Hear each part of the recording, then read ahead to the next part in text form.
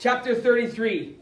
Two things came out of that tournament. The first thing was that it made me tougher. I would not fight, but I was better able to handle the rough stuff after that. To churn my legs and use my weight to flail through and make the pass that cleared the log jams that they set up for me.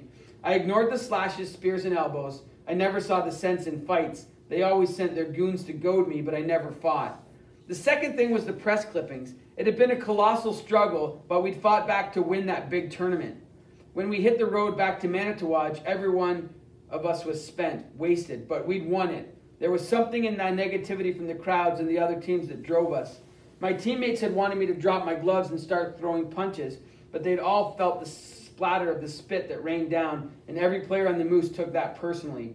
We pushed ourselves to excel, to show them that the game belonged to us too. So we were champions, and they wrote about us in all the newspapers.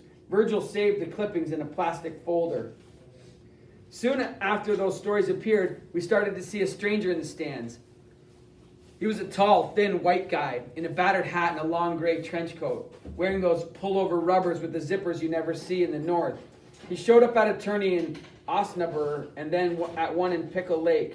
He was in the stands during the big tournament in Batchewana, and as we clomped back into our dressing room after winning the semifinal, the word scout was whispered along the line. I sat down on the bench with a towel draped over my neck and everybody looking at me. Big brown faces, deep dark eyes, Indian faces, all stoic and quiet, studying me with a focus that rattled me some. "What?" I asked. "He's here for you, Saul," Ernie Jack said quietly. "Who is?" "The scout. Nobody knows if he's a scout or not." There was a knock at the door and Virgil walked over and opened it. The white guy stood there with his hands thrust deep in the pockets of his coat. He and Virgil talked in low voices for a moment or two. There wasn't a sound in that room. No one moved to undress. I could see the man scanning the room, and when his eyes fell on me, he squinted. Then he patted Virgil on the shoulder, and Virgil closed the door.